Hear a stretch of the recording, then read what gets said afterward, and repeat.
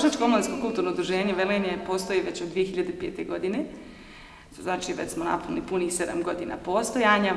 Razvijamo se naveliko, sada posjedujemo 3 grupe omladine, znači djecu od 4 godine do negdje 9. godine, poslije kasnije djecu koja pohađaju radionice malo stariji, scenskih umjetnosti i folklora od 10 godina do 14 godina i poslije kasnije omladinu od 15 godina do 30. godine. Tako da smo se nekako 6 mjeseci trudili čisto pokucati na jedna pa na druga pa na 10. vrata, dok nismo pokucali na vrata Omladinskog centra Velenje, gdje su nam poprilično dobrosrčno i jako dobronamjerno otvorili vrata i rekli da, evo vam prostor i možete da budete ovdje.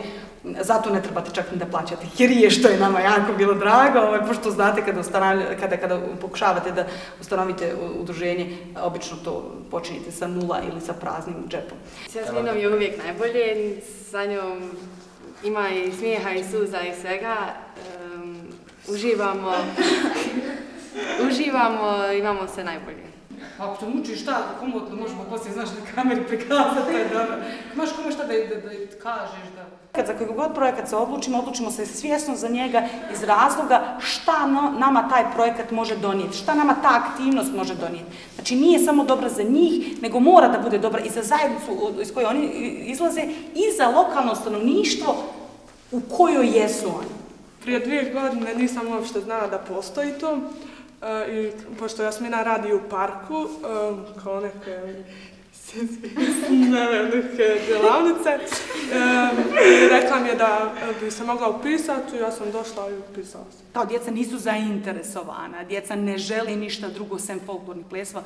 Evo, mi smo tipičan dokaz ili jedan od dokaza da se može, znači djeci ponuditi još masu nekih drugih aktivnosti u kojem će biti isto tako uspješno. Osnovni cilj udruženja, sem tih onih, znate, klišejevskih ciljeva, sačuvati tradiciju, sačuvati jezik, sačuvati kulturu, naravno to su osnovni temelji nekog udruženja, ali je jako, jako bitno prvenstveno to što je u pozadini svega toga, to je to neformalno udruženje putem kojeg možeš da kreiraš jednu dobru socijalnu mrežu preko koje možeš da napreduješ i da sebi stvaraš neki put ka bolje sutra. Tako vidjela sam preko pošte pozivnicu i malo sam razmišljala kako bi to bilo i odlučila sam se da vidim kako je to i vidjela sam kad smo imali prvi nastup još me više povuklo folkloru i tako super mi je.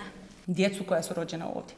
Jako brzo ih možete, znate, ja kažem tako, prešaltovati i samo da uče jedan jezik. Bitno je da radimo uvijek paralele, uvijek da učimo nekako jedno i drugo iz tog razloga da se ne zaboravi da ipak mi moramo da koristimo u svakodnevnom životu slovenski jezik i jako je bitno da znamo jako lijepo pričati slovenski jezik.